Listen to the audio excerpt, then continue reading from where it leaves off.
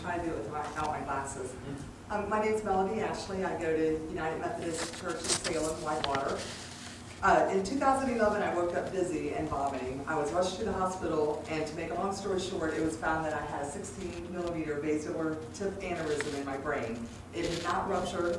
They were able to perform surgery, and I survived with all of my abilities, but sometimes I forget. Less than 1% of people who have basilar tip aneurysm the size of mine live, and less than 7% of those survive without any major issues. I realized at that moment that a miracle had just happened because I had survived, and that he had other plans for me, so I started praying.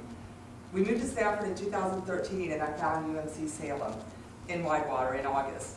Salem is 5 minutes from my house, so it was an easy commute.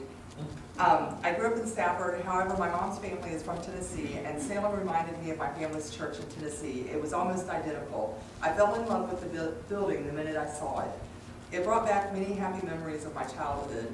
The building is very simple, and I mean that in the most complimentary way. There's no fancy courtyard or large cathedrals. It's just a beautiful building that was built with love. The congregation made me feel at home immediately. There were no strangers. I felt as if I belonged. I wasn't going to church to find any friends. I was going to church to reacquaint myself with Christ, and I ended up doing both.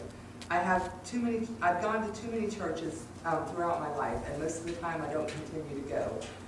I've always been a Christian and had faith, but I've never had a place that I felt like home until now. In my life, like many others, I've had many trials and tribulations, and I used to joke that Christ was grooming me to someday be at his right hand. I'm still going through some, and I'm sure I have many more to come. I've always had what I call a blackness over my heart. Not anything evil or bad, just a blackness. I can't quite explain it. Growing up for me was typical of a child born in the 60s. I was the youngest of 6 children, and my father fought in the Korean War. He worked hard, drank hard, and disciplined even harder. My mother left him when I was 10, and she also worked hard, and that left me on my own to raise myself. So in that, I made a lot of bad choices. Even with the choices I made, I always had a lot of faith and tried to walk a Christian life. I knew that things would be okay somehow, and he also had let me know that he was there for me. For example, when I was 17, I was in a car accident, and I was told that I would never be able to carry a child for 9 months, although I have 3 beautiful children.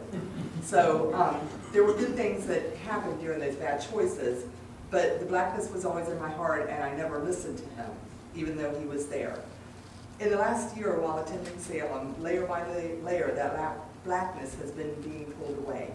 For the first time in my life, there's a portion of my heart that's shining through that's never seen light before. I'm hearing things that I've never heard before, and I'm noticing people in ways that I've never noticed them before. Other Christians are approaching me, and they're talking openly to me about their views and feelings about Christ, and people who don't have Christian views have come to me and brought the subject of God up. This has never happened to me before. I feel for one of the first times in my life that this was the right choice and the right place that I'm supposed to be. Attending Salem has taught me to open my heart and listen, and I see the love that Christ has given me throughout the years and realize now that he has always been there for me and will always be. And I'm still not sure what I'm supposed to be doing, but I'm sure that I will find it as long as I keep walking the life that I'm walking. Amen. Amen.